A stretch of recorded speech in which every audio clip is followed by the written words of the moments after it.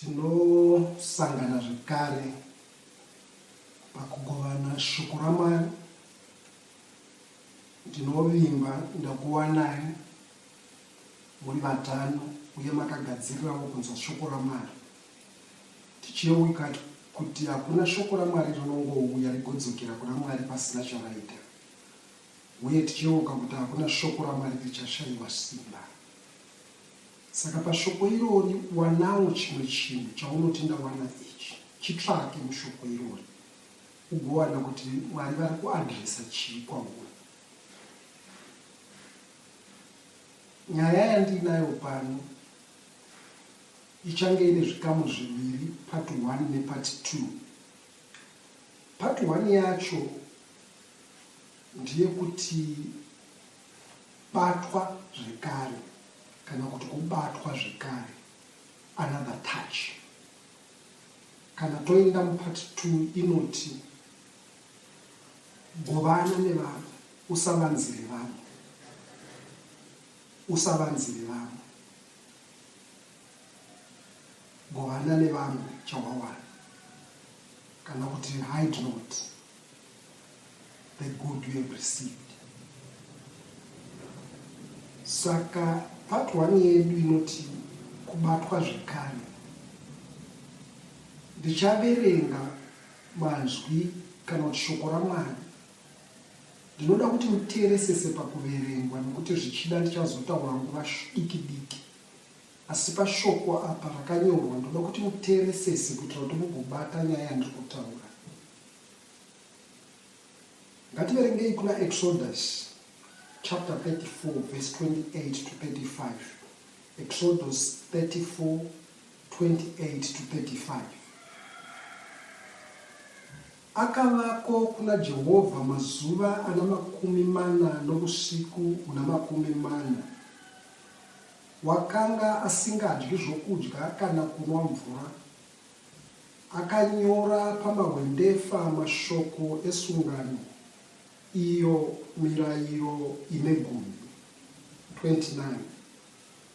Zvino Mozisi wakati achiburuka pagomo reSinai, Mozisi akabata mahwendefa maviri echipupuriro mumavoko ake. Mozisi wakanga asingazivi achiburuka pagomo kuti ganda rechiso chake rakanga richibwinya, zvaakanga ataura naye. Zvino Aroni navana vaIsraeri vose vakati vachiona Mozisi vakaona ganda rechiso chake richibwinya, vakatya kuswedera kwaari. Ipapo Mozisi akadana Aroni navakuru vose veungano, vakadzokera kwaari. Mozisi akataura navo. Pashure vana vaIsraeri vose vakaswedera, iye akavarayira zvose zvakanga audzwa naJehovha pagomo reSinai. Zvino Mozisi wakati apedza kutaura navo, akaisa chifukidzo pachiso chake. Asi kana Mozisi opinda pamberi paJehovha kundotaura naye, waibvisa chifukidzo kusvikira achibuda.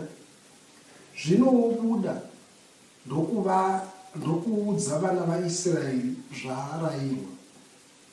Vana vaIsraeri vakaona chiso chaMozisi chichibwinya. Ndichadzokorwa 35. Vana vaIsraeri vakaona chiso chaMozisi kuti ganda rechiso chaMozisi raibwinya. Zvino Mozisi wakadzorerazve chifukidzo pachiso chake kusvikira opinda kundotaura naJehovha. Nyaya iri panapa inongove pachena.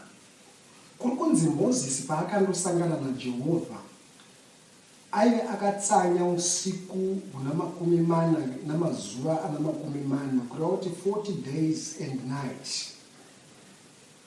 Paakanga asangana naJehovha, ipapo Jehovha ndopa vakanyora pamatablets maviri mirayiro ine 10.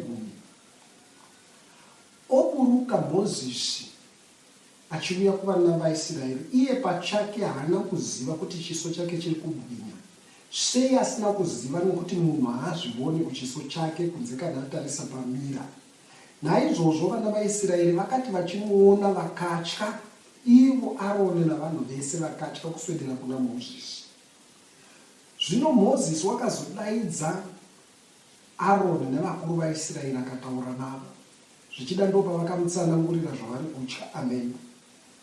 Gare garewo vana vaIsraeri vese ndokuzoswedera kwaari. Iye akavarayira zvose zvaakanga audzwa naJehovha.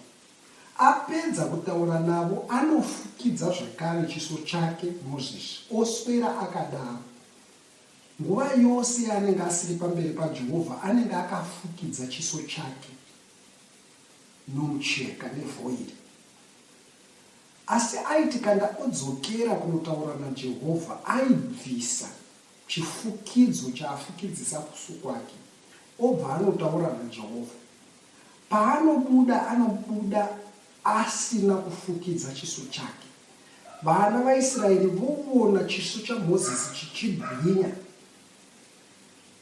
otaura navo zvataurirwa naJehovha. Apedza kutaura navo, ofukidza chiso chake zvakare, achingodaro. Nyaya iyi inomboda kutaura kuti kudii? Nyaya iyi inomboda kureva kuti kudii? Ndati ini unofanira kubatwa zvekare. Musoro wenyaya ndati kubatwa zvekare, another touch.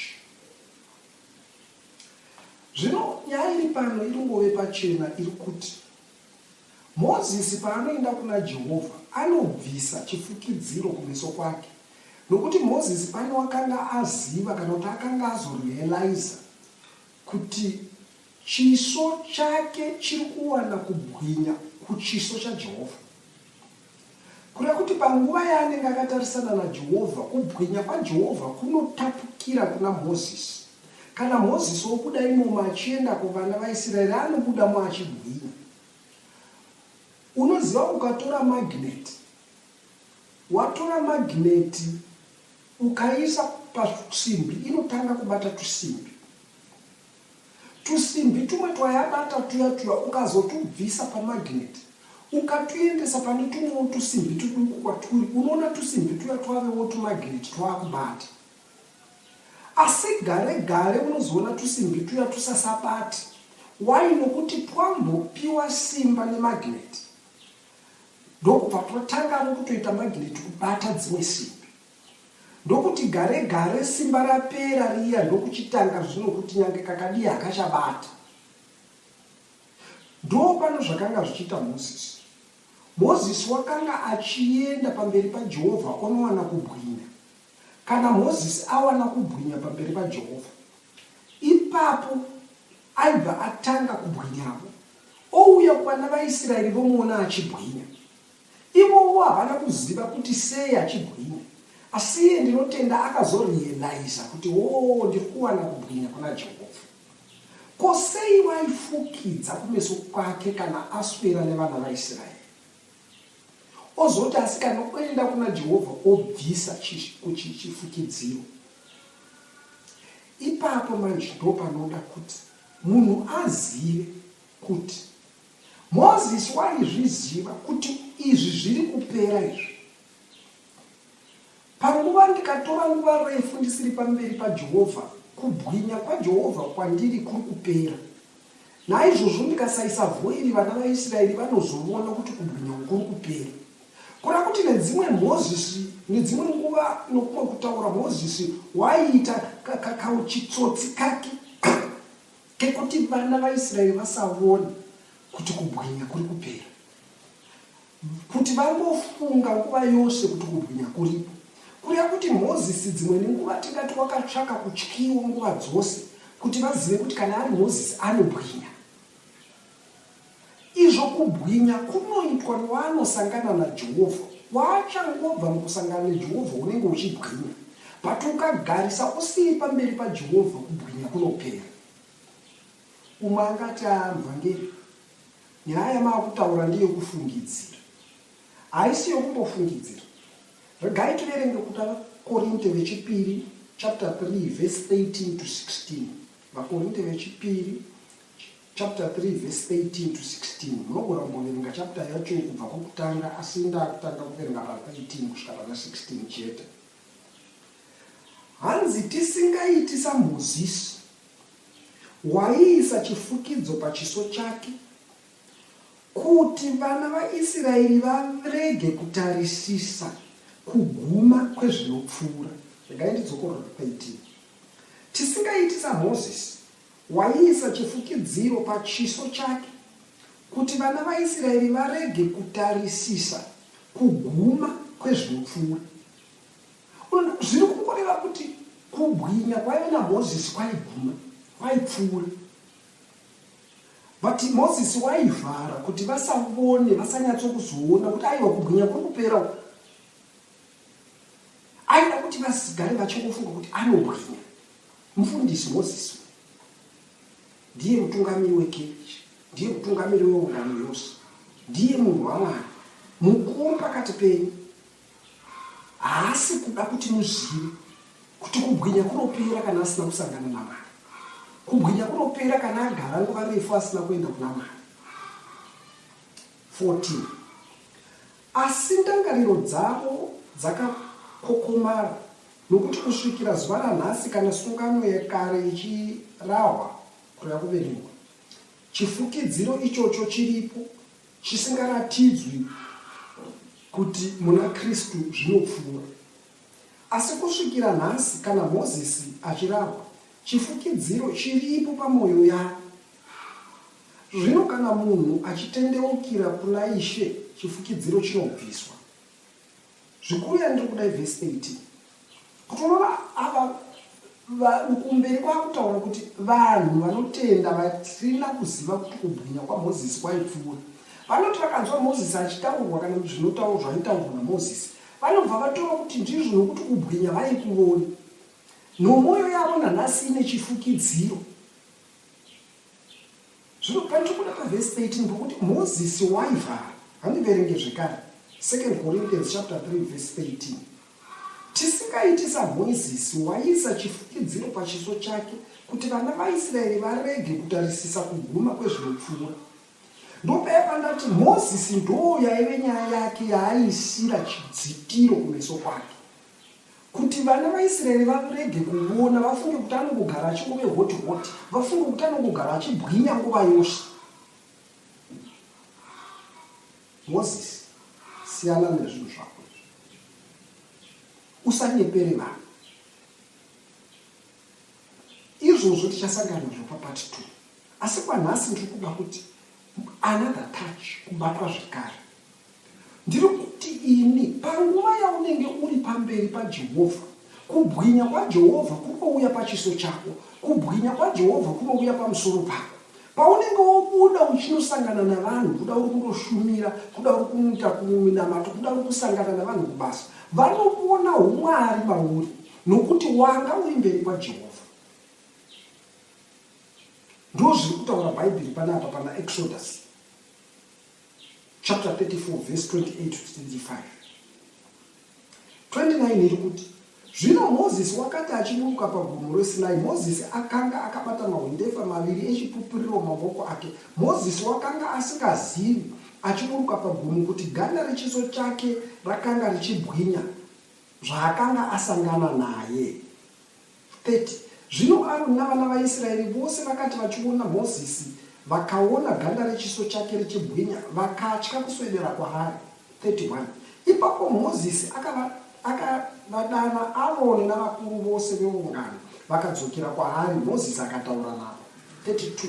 Pashure vana vaIsraeri vose vakaswedera, iye akavarayira zvose zvaakanga abudzwa naJehovha pagomo reSinai. 33. Chiteerera 33. Zvino Mozisi wakati apedza kutaura navo, akaisa chifukidzo pachiso chake. 34. Asi kana Mozisi opinda pamberi paJehovha kundotaura naye, waibvisa chifukidzo kusvikira achibuda. Zvino wobuda ndokuudza vana vaIsraeri zvaarayirwa. Vana vaIsraeri vakaona chiso chaMozisi, kuti ganda rechiso chaMozisi rinobwinya. Zvino Mozisi waidzoserazve chifukidzo pachiso chake kusvikira opinda kundotaura naye zvekare. Moses. Chaitokuda kuti nzwisisane apo nchokuti ukagarisa usiri pamberi paJehovha simba rinopera. Ukagarisa usiri pamberi paJehovha kubwinya kwaJehovha kunopera mauri. Ukagarisa usiri pamberi pake simba ravanoona vanhu ravambeki vachiona rinopera. Kusvika vadzokera vanorichajwa sebhatiri. Bhatiri rinofanira kugara riri pachaja. Rikagarisa risiri pachaja rinopera simba kunyange pasina chariri kushanda chimwe chinhu. Kungogara rakazvigarira riri pastandby simba raro rinopera. Ndoda ratomboenda kundobata-bata basi. Saka nyaya yangu inongove kupa kuti batwa zvekare. Dzokera kuta Jehovha ubatwe zvekare. Ngativerengei Marko chapter 8 verse 23 to 25. Marko chapter 8 verse 23 to 25. Akabata ruoko rwepofu akariisa kunze kwomusha ndokupfira mate pamaziso aro, akaisa maoko pamusoro pake, akamubvunza achiti, unoona chinhu here? 24. Iye akatarira akati, ndinoona vanhu, ndinovavona vachifamba vakafanana nemiti. Zvino akaisazve maoko pamusoro pamaziso aro, iye akatarisisa, akaporeswa, akaona zvose zvakanaka. Paakabatwa pekutanga wakaona, asi haana kunyatsoona. Obatwa kechipiri ndokunyatsoona. Zvinoda kufanana nenyaya yaMozisi. But apa ndikungoti the moment yaunoramba uchidzokera kuna Mwari uchibatwa, unotsumuka kubva pane imwe glory uchienda pane imwe. Bofu rakatanga kuona, but harina kunyatsokuona vanhu, rakavavona vachifamba semiti. Asi parakazobatwa zvekare rakatanga kuvavona vave vanhu vari kufamba kwazvo. Dai zvichida rakaenderera mberi rikabatwa kechitatu, raizoona uvanhu kuti vanhu vakafanana naMwari apa. Rakanga richibatwa raitanga kuona simba raMwari pamusoro pavanhu nei zvichidaro. Kureva kuti unofanira kubva from glory to glory, asi izvi zvinoitwa nekudzokera pamberi paJehovha. Mozisi waiti kana adzokera pamberi paJehovha obvisa chifukidziro kuitira kuti kubwinya kwaJehovha kubwinyire chiso chake chitore kubwinya.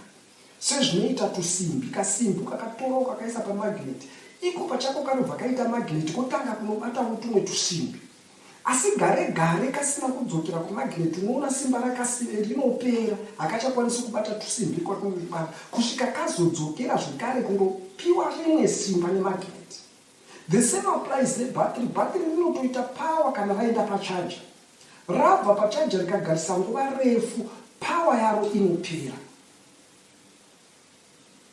Kubatwa zvekare. Dzokera undobatwa zvekare. Unodzokera seiko? Gara nguva yose uchidzokera kuna Mwari kundonyengetera, kundotaura naMwari, kuverenga shoko raMwari, kuparidza shoko raMwari, kuteerera shoko raMwari, kundomata Mwari. Nokuti paunenge uchitamata uri kunyengeta naMwari, Mwari vanoswedera kwauri. Uye usakangane kuti kwete uri hwani nguva dzose. Unofanira kumbosangana nevanhu muchiungana, haikona kudherera kuungana. Nokuti pane vaviri nevatatu iye unovapo. Kana avapo kubwinya kwake kwamuri, pamunobuda muchienda uko vanhu vanotanga kuona Ishe, vanhu vanotanga kuona Mwari mumaziso enyu, vanhu vanotanga kuona Mwari mutsika dzenyu. Ati ukagarisa usinaende kuna Mwari, kusimba riya rinopera. Ndonyaya yedu yatinayo nhasi. Ndinoda kutenda kuti manzwisisa uye muchawana chimwe chinhu, kuti kudzokera kuna Jehovha uchitobatwa zvekare kunoitisa kuti ubve pane imwe glory uchienda pane imwe nguva dzose. Kusadzokera kuna Mwari, glory yawanga unayo inotobva yapera. Tisangane mupart 2 muzita raJesu.